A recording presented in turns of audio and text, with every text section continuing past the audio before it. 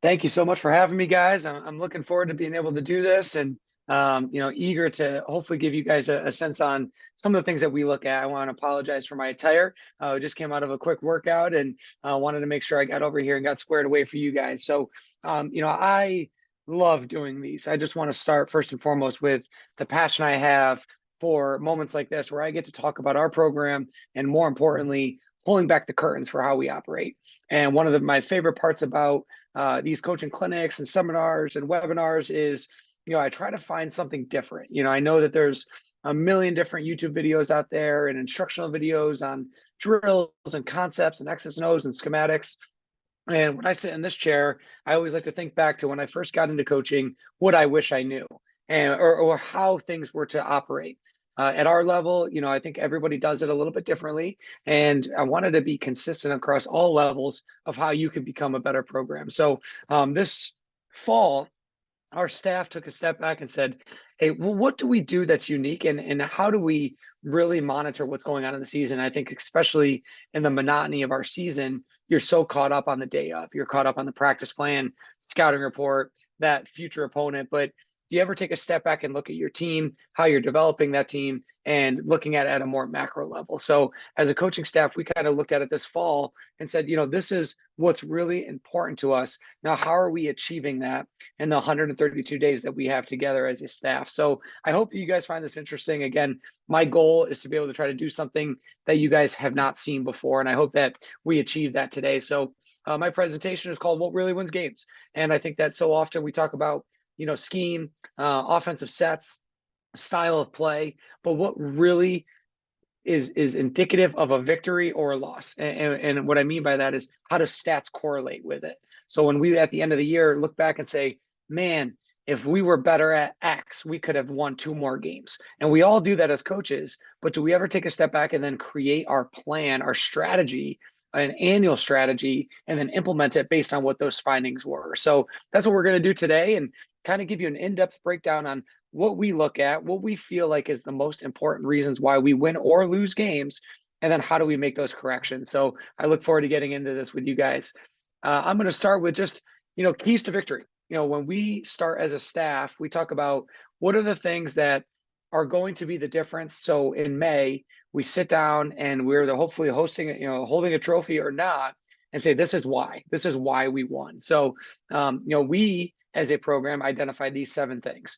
These 7 things to us are going to be the due north for when we make a practice plan. Every one of these things must show up on every practice plan. And we think if by doing that, again, that gives us a little bit of a roadmap so we don't get lost in the, I guess the moment, right? Sometimes you're in the moment and you have a bad game and you want to go back and you want to fix your zone defense or you want to go fix the face-off game. But we are anchored by these 7 things because we think these 7 things are indicative of success at the end of the season, not just 1 week sample size. Express for us is our transition offense.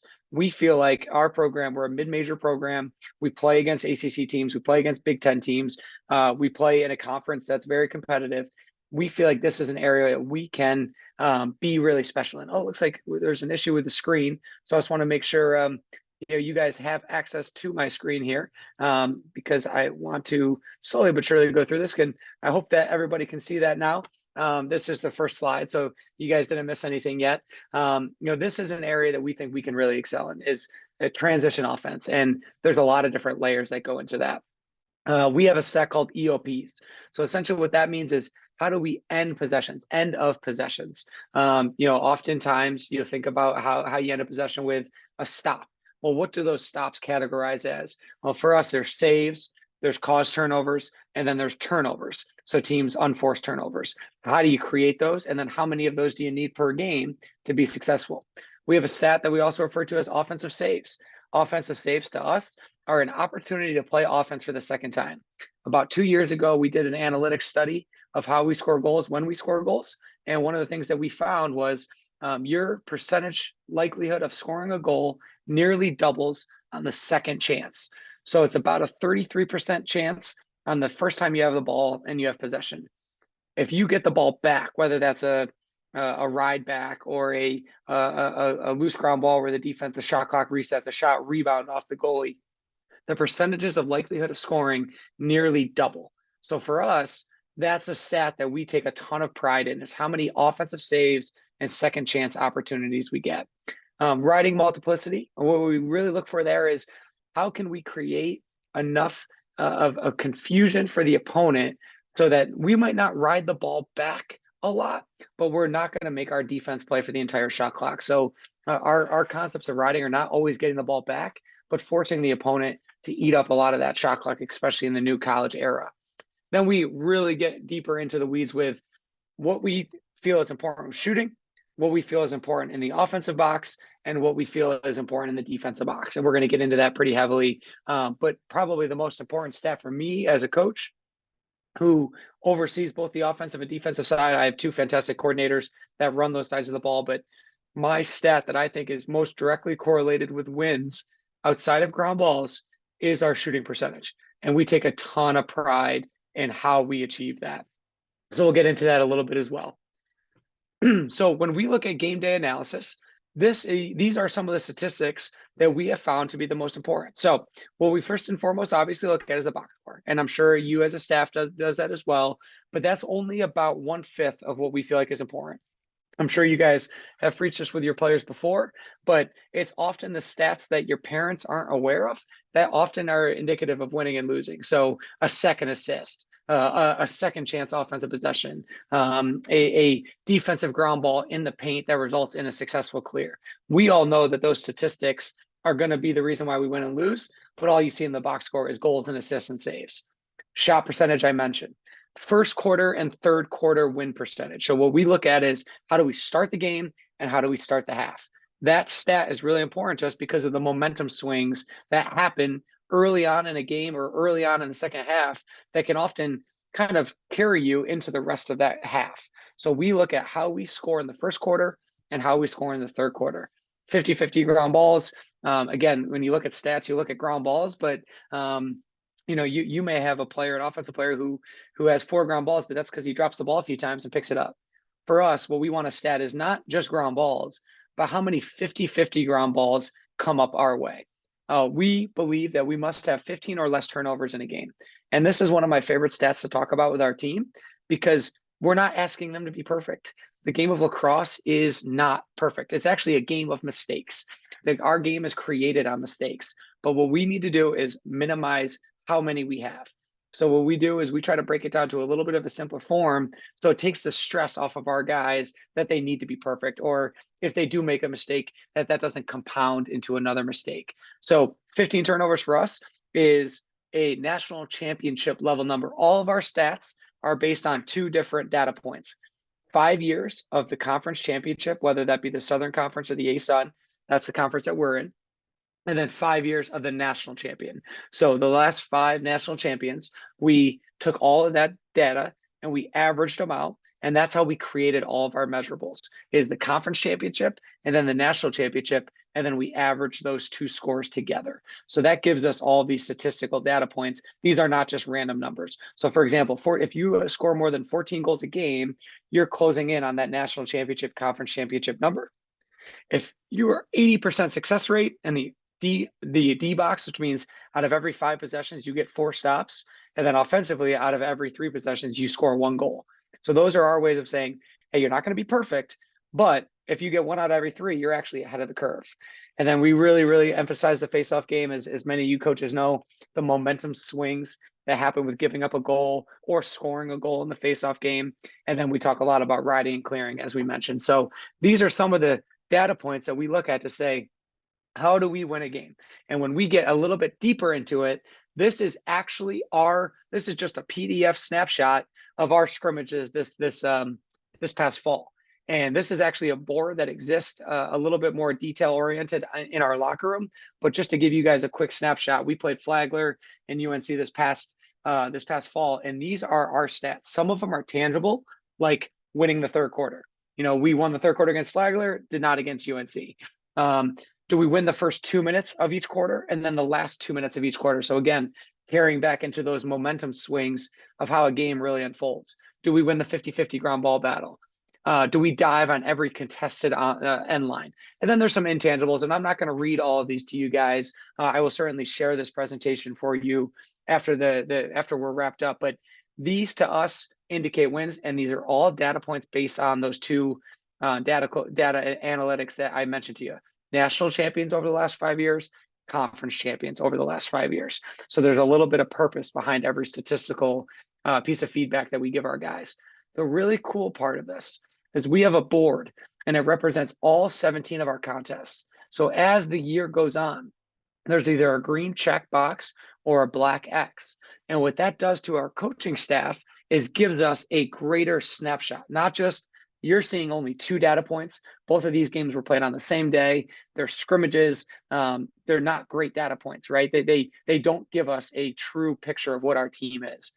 After about 8 games, we start to see trends. Hey, why are we green in all these boxes, but why white in all these other boxes? What do we need to address at practice? This starts to paint us the picture of what's really important to us as we start to make some of those decisions. But I'll just add one piece because I know most of these things will probably be common to you. Little things that we talk about. For example, 100% 6 helmets. Do all of our guys celebrate together after every goal? Do our sidelines celebrate? To us, culturally, that's really important. One of the really important ones here is 65% face-off control. That means we don't measure just the face-off win. We see the face-off game as a 10-man effort. So what we do is we don't stat the face-off game until the ball gets inside an offensive box and all substitutions are made. So if we can get the ball back in that 10 to 20 second period, that would be considered a face-off control, maybe not a face-off win on your box score, but would be a success for us because we have the ball. So what we try to do is strip down what we normally see as statistics and say, what actually wins us games? We don't care if we win the faceoff or not, as long as we get the ball. Those stats to us are incredibly indicative of what actually happens in the game versus what maybe we perceive on the outside as really important. And then this is an example of a game day stat sheet. So when we talk about how I grade the film, when I watch each of our films, this is a sheet that I have that's obviously blank when I start. And then we break it down by each area of the field. So you can see in this game, this was against Carolina. The biggest note you can see is our shot percentage. And that's why that shot percentage is the first thing that we talk about. We got 35 shots, which is not a lot, but against an ACC opponent is okay. Now, if we were shooting 33% or better, that would be 11 to 12 goals. Well, that puts us in a position to win the game. In this game, we were 6 for 35. That number is crucial to our ability to win or lose games. We have our offensive and defensive in the box percentages. We have our man up and our man down, our riding and our clearing, and then our team stats. Like we talked about those stats that you just saw on that board. And even for the goalies, we stat not only saves, but hey, what happened to the ball after we made that save? Did we rebound it and give it right back? In case that happens, which in case if that happens, the percentage of likelihood that we get scored on that possession just doubled. So for us, that's part of our training is rebound control and then areas of improvement.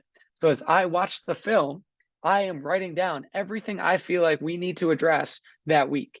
So when we do practice plan Monday, Tuesday, Wednesday, and Thursday after a game, this list right here directly correlates with what our practice plan is going to be.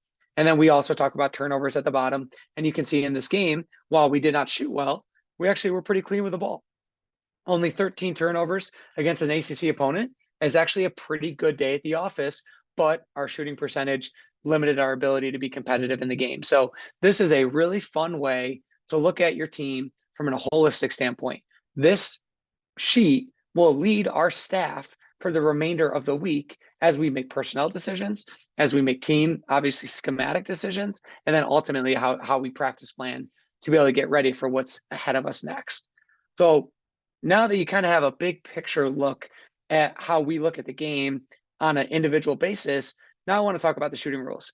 And to me, this is the greatest thing that we ever did in the season, 2022 season. So it's been 2 years where we've put these into place and it's changed our program. I mean, we are now nationally recognized on the offensive side of the ball because of a few small changes.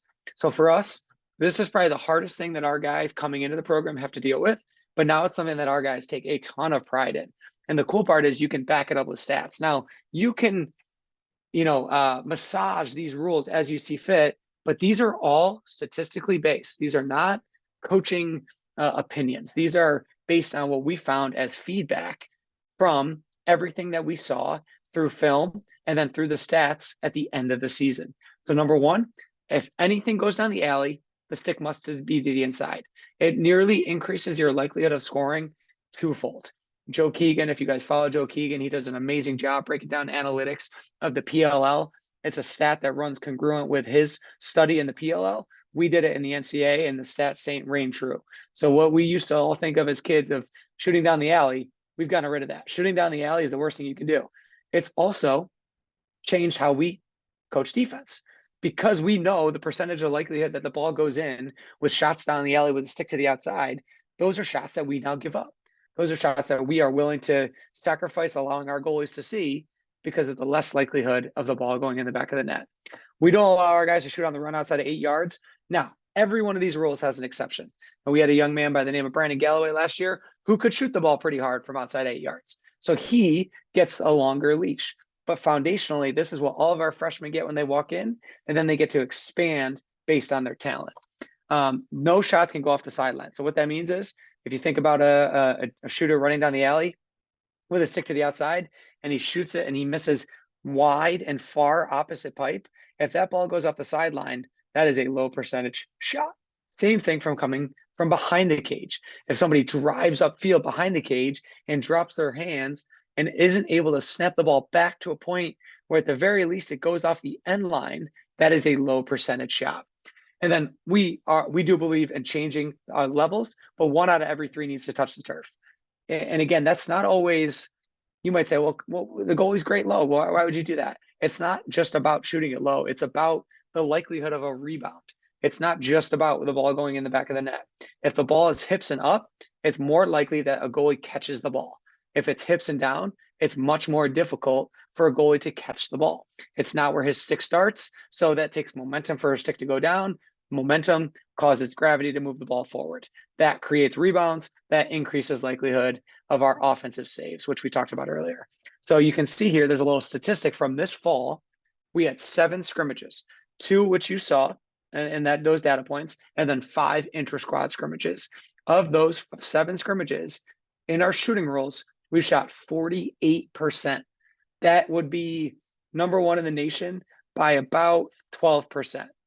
If we took non-shooting rules, we were 11%.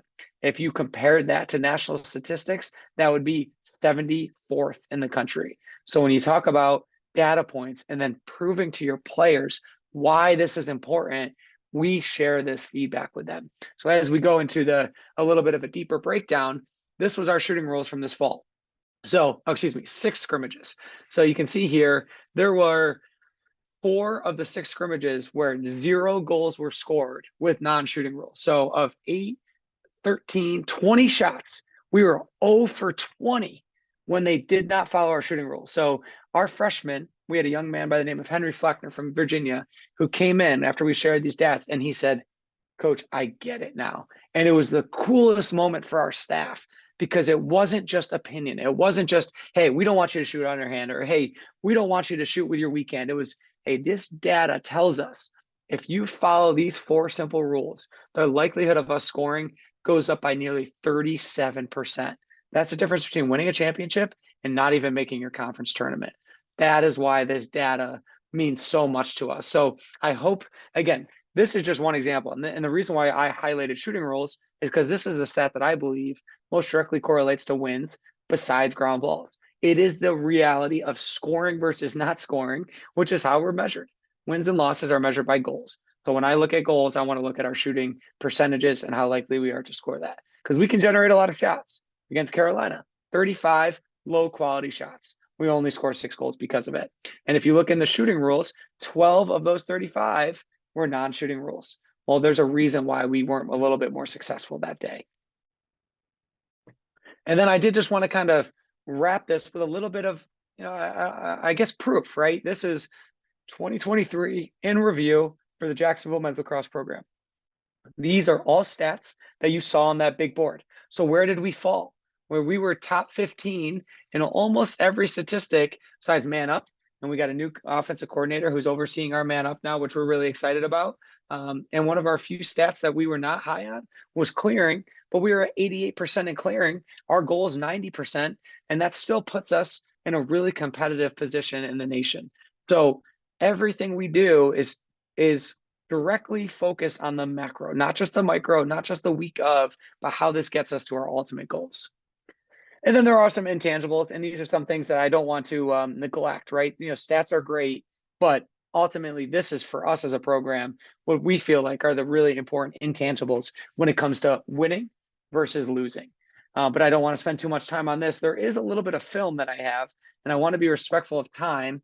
So I am going to share with you guys some clips that I think will give you a better sense on how we practice some of these things. And I'm not going to do too much rewinding because I know sometimes film is difficult via Zoom. What I am going to do is I'm going to enter full screen here, and I'm going to allow this to play a little bit and give you guys a greater sense on what we are looking for in the film. So I hope you guys can still see my screen. If not, just throw something in the chat. But I'm going to let this play here. So the first thing we talk about is express. This is our transition offense. Every single day, in some capacity, we are running express. And express is early offense, it's substitution offense, it's gotcha offense, which you can see is the scenario that we have here, that setting two simple picks, part of our express offense. We've now created a situation where you can see we're 5-on-6, so the drill's kind of over. We've created our victory, right? Victory is not always scoring. Sometimes victory is getting the opponent's personnel to stay on the field. Sometimes a victory is forcing the defense to have to turn and play defense before we even substitute. These are all possessions where we never got all offensive pieces of the puzzle onto the field. So this is just one of our simple drills. Again, I don't want to get too caught up in drill work. What I want to do is, hey, how do you put this in the practice plan? You always go back to the 6 or 7 things that you feel like are going to be directly correlating with wins and losses. So you can see there's a good amount of chaos, a good amount of transition. There's a great example. You see, we had an LSM at the top of the box. His job is what we call to get windy, which is essentially just to make the defense feel like there's something behind them, like there's wind behind them, and you force the offensive personnel to get stuck on the field. So for us, this is a victory. We have offensive personnel stuck. We haven't scored yet, but now we've created a situation where their offensive personnel has to play defense, and there's a great example of what happens when offensive personnel get stuck. They're not quite sure of how to support and play good team defense. And because of that, we get an easy look at the net. So we look at it, hey, it's really hard. You saw our stats. 1 out of every 3 goals get scored 6-on-6. Well, the likelihood of us scoring in transition is higher than that. So why not utilize our express offense, which is a million different versions of our early offense, to be able to create some different advantage situations. So I'll let a few more of these play here. And then here it is in the Carolina game, right? In transition, we're dodging, good opportunity, but that was against our shooting rules. That was a shot on the run, outside 8 yards, stick to the outside. So that's not going to create a high percentage opportunity. If he threw the ball down the side, and then we used our midfielder coming on the field, we probably get our feet set. So these are things that we look for that would cost us in this game that we have to learn from going into the spring season. This is a great example of actually running express appropriately, throwing the ball down the side, finishing our cuts, getting windy with an early pick. Look how much confusion that windy pick creates. And because of that confusion, they start to make decisions that aren't normal, and we're able to get an easy goal in transition offense. Here it is again in the Carolina game. Again, this is all early offense for us. You can see right there, by simply staying on the field and running our early offense that you just saw in drill work, look how much space our first midi coming out of the box has to be able to play offense. And now we're able to attack in space. This is actually the one goal that went in that was against our shooting rule. That was on the run, outside 8, stick to the outside. So that was the one goal that went in, but he used the turf. And that was why the ball was able to find the back of the net. So these are all examples for us to be a little bit more intentional with our plan. This would be an example of an EOP. So you may never see this on the stat sheet, but you can see number 51 on the crease, slides, recovers. This is what we call grab technique. So he doesn't need to know where the ball is. He's just going to grab his man. And that's a cause turnover by simply grabbing his man. In the stat book, That goes in as an unforced turnover by Carolina. For us, that's an EOP, which is going to get recognized on Monday in the film room. And we'll watch a couple more here. Great EOP. This would be our goalie getting involved in the EOP. You can see he steps out in the two-man game to make it a little bit difficult. Now we're able to play with one of our better short stick defenders. Good physical contact defense, and we're able to support him with what we call a smash slide. And now we get the ball back. This is how we end the possession. We don't rely on our goalie to be forced to make the save. That would be referred to as an EOP. And we'll watch one more EOP here. Great smash, great double support. You can see our goalie does a nice job of taking away the back option to force the ball forward. Ball's at the midfield line. Our attack is engaged above their man. This is an over and back. That's an EOP. So these are how we earn stats to allow us to win the game. I'm going to skip ahead here just out of respect for time. And then offensive saves. This is a great take, great shot. Boom. Max Waldbaum picks up a tough GB right at the paint. Boom. Now we get the ball back. Now the likelihood of us scoring just doubled because it goes from about 33%, 65%. We're going to pick that ball off the end line and get to play a fresh clock. Here's another example of an offensive save. Pass to the midfield line. Our defense is engaged above their man, has their stick ready to go. We prevent the over and back.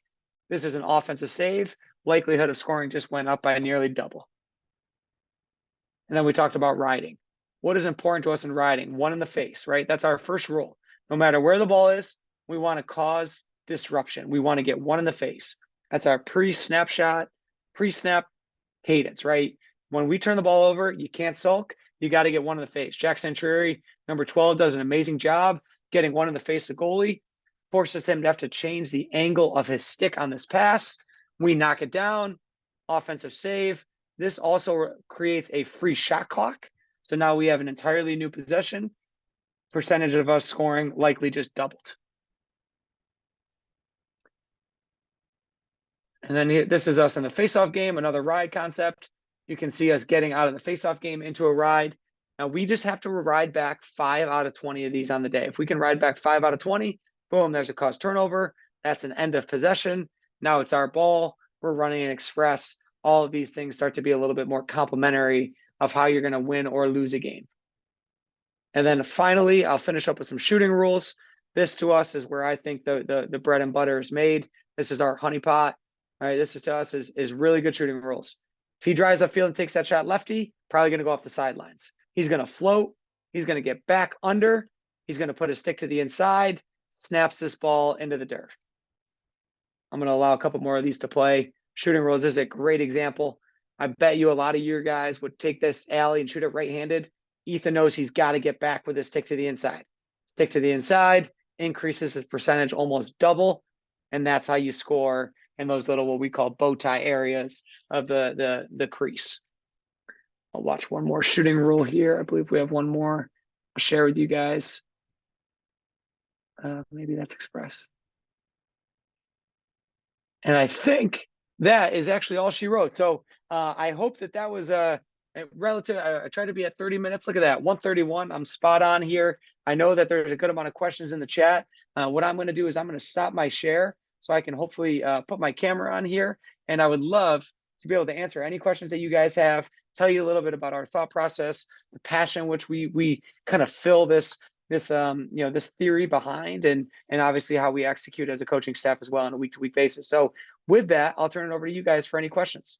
Awesome. Thanks so much, Coach Galloway. We have a couple comments in the chat. The first one asked, how has the addition of data analytics in your game evaluation and practice planning affected the success of your program? Yeah, I mean, incredibly. A lot of people ask what happened over the past couple of years with our program, where in the last 2 years we are 27-6 as a program. We started this in the fall of 2021. So there's a couple of things that I can point to. It's not just analytics. Max Waldbaum coming to our program, our defense being a little bit older. Those are all reasons why you win. Players win games, but yeah, you'd be hard pressed to ignore the fact that we started this data analytics fall of 2021. 2022, we went 14-3. This year we were 12-4, so 26-7 over the past 2 years. And I think a lot of that has to do with not so much the stats, but more so the recognition of what's important, what at the end of the year indicates wins and losses, and then using that as kind of our roadmap, even in the fall where you don't have games and your focuses can be so many different directions. We had to hone in on what was really important. So it just made practice better, if that makes sense. Awesome. The next question asked, Coach, are you in a 1-4-1 more than any other offensive set? When do you flex into 2-3-1 or even a 2-2-2? Yeah, so what you're referring to with the 1-4-1 is our express look, and really all that is the beginning of our transition. And the reason why we use the 1-4-1 is because we want to open up the crease for our midfielders and our D middies to fill the vacancies, fill the void. That also forces, hopefully, if we clear the ball well, the offensive personnel of our opponent to also have to fill the void inside. So now you're putting offensive minded personnel on the crease in an area that they just don't train very often. And that allows our attack to be the ball handlers on the perimeter. So after that initial look, which you saw in film, that's not our offense technically. That's just the beginning of our transition. After our substitutions, we'll get into our different flows of offense, which could be, as you referred to, 2-3-1. We don't often use a 2-3-1 just because of the amount of motion. 2-2-2 a little bit, especially when we get into our pairs. We really try to flatten the offense out at that point. So yeah, that what you saw in film, absolutely, you're spot on, was a 1-4. That's really just because we want to open up the middle of the field for our rope unit to be able to fill those lanes. Great. The next question was the express drill you showed an ongoing drill back and forth, or does it get reset? Yeah, so the version that you guys saw in film is just a one after another after another. There's no back and forth. It's okay, next three in. And really what we're doing in that drill is just teaching the patterns. Like there's no competitive nature to that drill other than, hey, here's how we're finished the cut. It's phase one. Phase two would now be the substitution, which you didn't see. So, you saw that O midi on the opponent's team getting stuck. Well, now our O midi would come on and now we'd start to play 6-on-6 offense. And then what we'll then build on from that is full field express, which forces our guys to be able to play both sides, because when you're committing to transition offense, you have to have your O midis and your D midis be able to do both. Not only run it, but can they get in and defend it? And so that's part of the full field process. So what you're seeing on this film is really just phase one of, hey, here's our patterns, here's our picking plan, here's our substitution pattern. Okay, we substitute, we don't get anything, blow it dead, let's go to the next one. So that's kind of the whole teach in that drill. Awesome. We had another coach ask or say, the school I coach at is short-staffed and low budget. Do you have an assistant coach who tracks these stats during the game, or do you mainly rely on film? Are there any programs that assist with this? Yeah, no, well, Score Break is really nice in that it does kind of give you immediate feedback. I do a lot of the data feedback when I grade the film after a game. But what we do is we use our players, or any of our injured players, managers. We are fortunate enough to have a big staff, but we have two managers stat all of our practice. So 50-50 ground balls, that's a stat that we keep every practice. And we have a running tally all fall long. So I'll know if Henry Fleckner has won 36 50-50 GBs and Max Waldbaum was only 1-6. Well, we gotta talk about some personnel decisions because of the amount of data that we have. So we use our players. We have a practice stat sheet. It's a one sheet we created at one time. We print off 30 of them, and that's our fault, right? Those 30 stat sheets are going to get filled one a day, and we have our players do that. So you can be pretty creative, and I think it's really important, and that's something that we talk a lot about. Don't just use stats on game day. Half of your team isn't going to play. Every team's different, right? Like you saw Flagler and UNC, totally different data points, two different opponents. We have to use the amount of practice we do get to have, create that sample size, so we know what we have to address. So using that simple, on a clipboard stat sheet, that gives you a lot of data to be able to back up, or to, as all you coaches know, right? Mom and dad come in and they got a complaint. Great. You have the data to support their argument because mom and dad aren't in practice. But if you have a data point to say, hey, Jimmy Joe, he scored 4 goals in 41 practices. That's why he's not playing. So to all you coaches out there that deal with parents, I hope that that's helpful as well. Awesome. And then Eric asked, was there a stat that surprised you about how important it was to winning? Shooting percentage was surprising to me. I never really, I mean, when's the last time you looked up a team shooting percentage? We were number 2 in the nation in 2022, behind Maryland, who arguably was one of the greatest offenses of all time. They shot at 38%. We shot at 34%. The next closest was 32%. And, you know, it might not sound like a big deal. 2% is a big deal when it comes to shooting percentage over a full season. So to us, it was like, oh, okay, we're like, there's a reason why we won 14 games. Yeah, we were elite shooters. So I think that was probably the most important stat. I'm always also really impressed and surprised with how important riding is because it's such a small number. The difference between riding the ball back once and riding the ball back 4 times, well, those are 3 more of those second chance offensive save opportunities. And then finally, that stat, I mean, that was mind boggling when I saw that it's about 30 to 35% likelihood based on what team you are, that you score when you get the ball. It's about 65% likelihood that you score if you get the ball back. So that is like, and you think about it, right? It's not just tangible, it's also the intangible if defenses are tired. It's like in football, I quite all my analogies go back to football, but you know, you punt it and the punt returner muffs the fumble and you get the ball back. Well, what's the defense have to do? They just got off the field, they just got a 3 and out, they're finally on the bench. They got to put their helmet back on and go play defense again, except for now it's 45 yards closer to the end zone. That is just heart-wrenching for a defense. So it's the same with offensive possessions. Great. We have 2 more questions.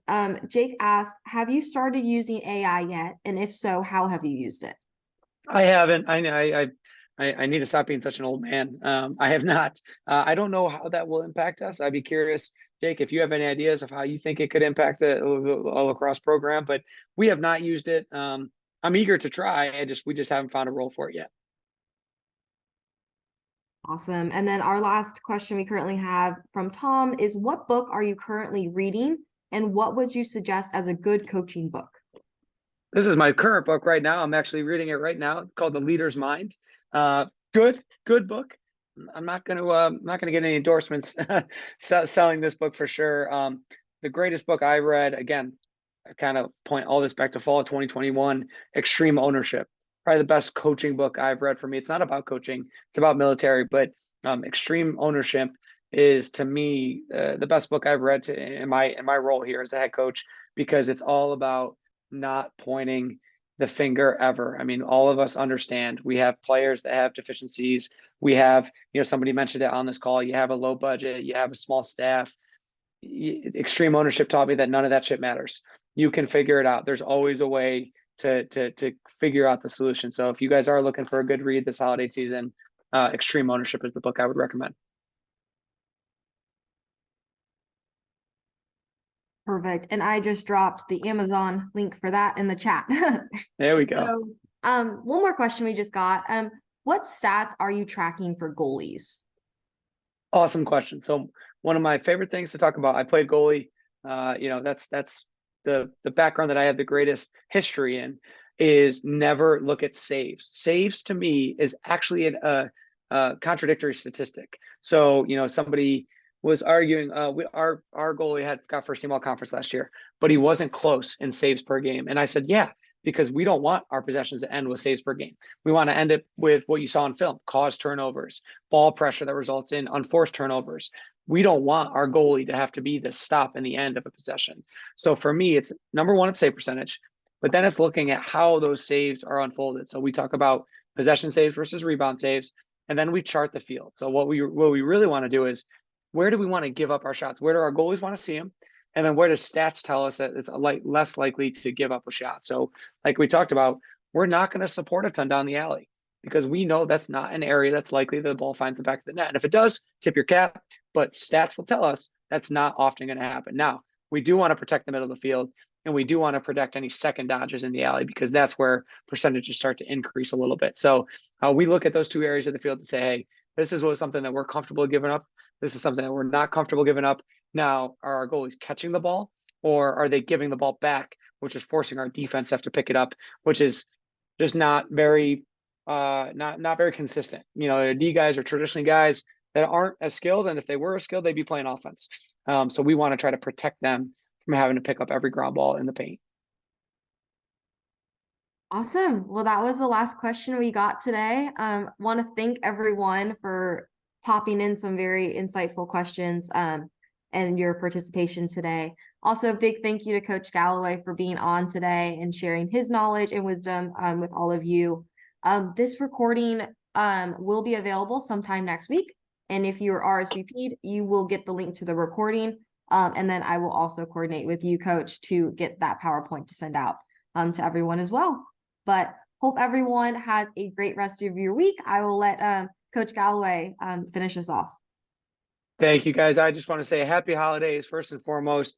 I am so passionate about doing this, and it's clear that on a Tuesday at 1 o'clock, if you guys are 1 o'clock Eastern time, if you guys are on this call, that you are as well. So if there's anything I can ever do, my contact is on our website. I'll make sure to get this presentation out, and I wish you guys all the best of luck this upcoming spring.